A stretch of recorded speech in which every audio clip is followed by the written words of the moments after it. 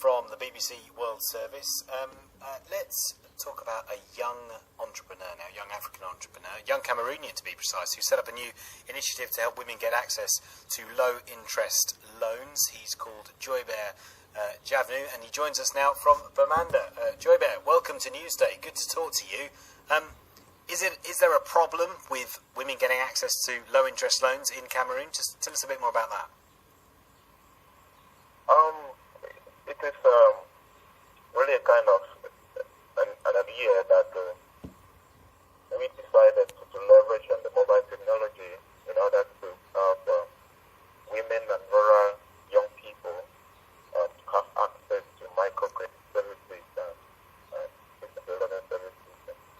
It's a whole package, and the whole problem came because after some few years of experience in the micro industry and the banking industry, I understood that these women in villages and youth, the people of the youth, I could understand that they find it difficult to get access to financial services because they're considered unbanked. So tell us exactly how this works. All right.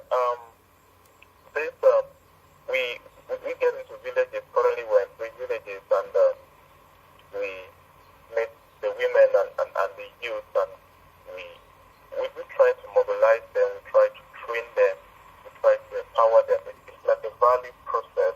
It is not just like with the loans. It's the whole package that we try to enhance into them. And so we have a few agents in these villages that work with these women so closely. When women or youth get about this information and they come verify now, a few agents now talk to them, explain to them what it takes for you to benefit from this.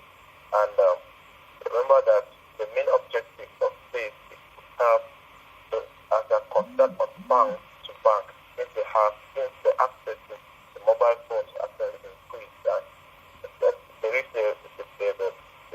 the opportunity or a way that they can use their mobile phones now to bank. They want to call mobile money, and we now come in with a microcredit service to help them to use this mobile phone not just to make calls, but to be able to bank and get access to them.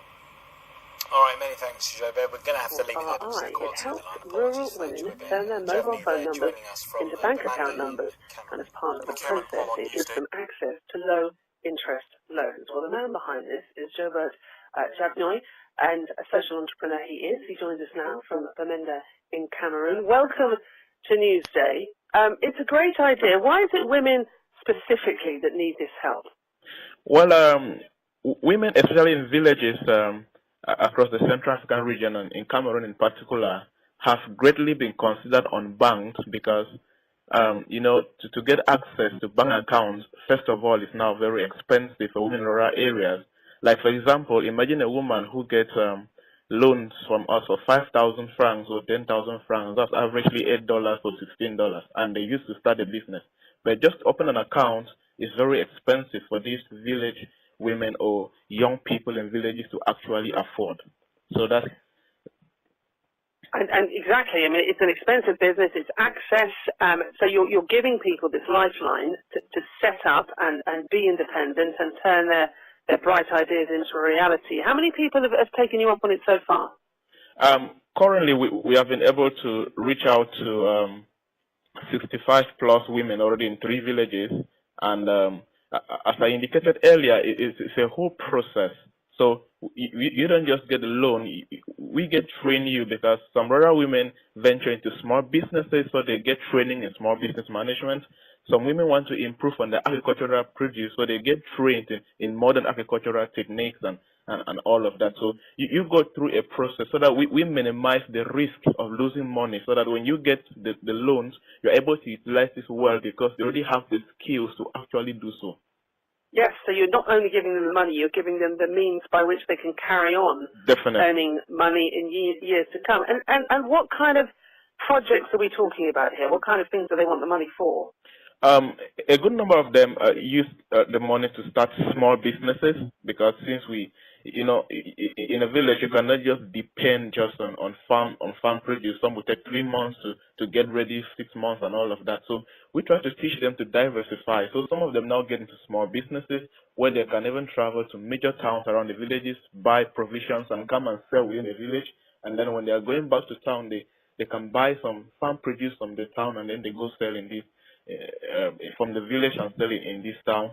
Some of them get the money to improve on agricultural produce by buying agricultural inputs, buying better seeds, and so it's a whole things. And then some of them now, since they're able they are more confident about themselves to now handle access to healthcare. So some of them now confidently, like one of the ladies told me that for the first time, I was confident enough to take my son to a healthcare unit because I knew that I can afford the hospital bills. So, and I was going to ask you about that, because women have worked on the land for centuries, but here they are now. You have put them, people like you have put them in the driving seat, which must have so many other implications, so many other positive implications of how they see themselves. Yes, definitely. You know, every woman is very is very passionate, and they love to take care of their family, and women tend to be very determined and committed when they see an initiative that would help them to be better mothers, to be better wives. So that's why most of them that we have been talking to get so excited that for now we can actually not be scared that our kids will not go to school, because we now have the means, we now have a strategy that we can afford school fees. We are now very confident that due to malaria and other sicknesses, we can quickly take them to healthcare units. You know that a lot of women in villages find it difficult to take quick decisions to access healthcare because they are afraid of the hospital bills. So with issues like this now, they're able to quickly take decisions, and then it reduces the infant mortality rates too. And then it saves lives. It's an amazing initiative, and thank you so much for talking us through it. Joybert Javnyuy there, he's a social entrepreneur talking to us from Cameroon. Bert, thank you very much for that. Thank you so much, sir. And going back to Karen, bye-bye. The earthquake.